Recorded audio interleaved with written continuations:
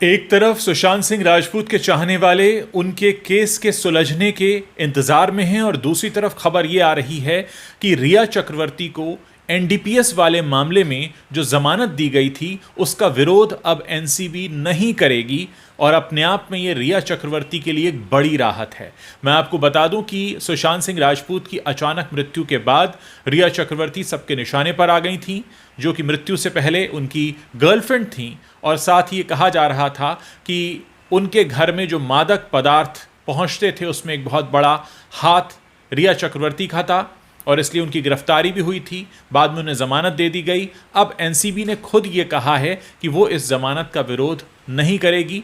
अभी तक ये लग रहा था कि अगर एनसीबी इस ज़मानत का विरोध करती है तो इस मामले में रिया चक्रवर्ती की मुश्किलें बढ़ सकती हैं, लेकिन अब एनसीबी ने साफ कर दिया है कि वो इस मामले को आगे नहीं बढ़ाना चाहते हैं। मैं आपको डिटेल में बताने जा रहा हूँ कि इस केस में अब तक क्या हुआ है। असल में अब एनसीबी ने यह फैसला किया है कि रिया की जमानत को चुनौती नहीं दी जाएगी।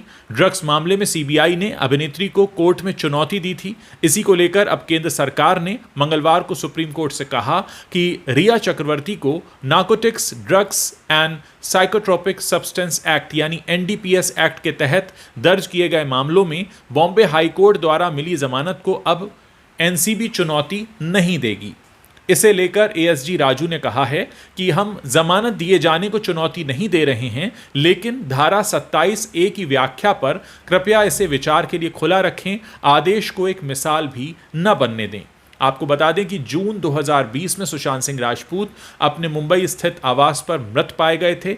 उस वक्त रिया चक्रवर्ती उनके साथ रिलेशनशिप में थी। जांच में रिया चक्रवर्ती समेत कई लोगों पर शक की तलवार लटकी हुई थी और सुशांत की मौत का मामला बाद में ड्रग्स केस भी बन गया और रिया चक्रवर्ती को इसमें आरोपी बनाया गया, जिसके बाद उनकी गिरफ्तारी हुई और वो 28 दिनों तक जेल में रहीं। अक्टूबर 2021 में बॉम्बे हाई कोर्ट ने रिया चक्रवर्ती को इस मामले में जमानत दे दी थी। बॉम्बे हाई कोर्ट ने आदेश सुनाते हुए कहा था कि ड्रग्स खरीदने के लिए पैसे देने का मतलब ये नहीं कि रिया चक्रवर्ती किसी अवैध तस्करी में शामिल थीं।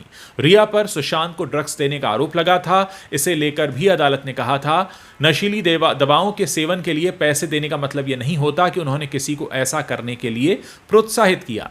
रिया चक्रवर्ती लंबे समय के साथ अब वापस आ रही हैं। इस वक्त रोडीज में दिखाई दे रही हैं। इससे पहले वो चेहरे नाम की फिल्म में दिखाई दी थी। इसके अलावा अगर उनकी पर्सनल लाइफ की बात करें तो उनका नाम बंटी सजदे के साथ भी जोड़ा जा रहा है, जो कि सुहेल खान की पूर्व पत्नी सीमा सजदे के भाई हैं।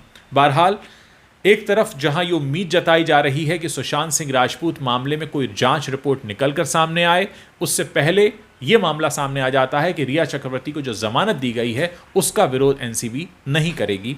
डेफिनेटली सुशांत सिंह राजपूत के फैंस इस बात को लेकर काफ़ी चिंतित हैं कि सुशांत मामले में कोई फाइनल फैसला कब तक आएगा। सीबीआई ने इस मामले में कोई भी रिपोर्ट अभी तक नहीं दी है और इंतज़ार हो रहा है कि कब इस मामले पर एक फाइनल वर्डिक्ट सामने आए।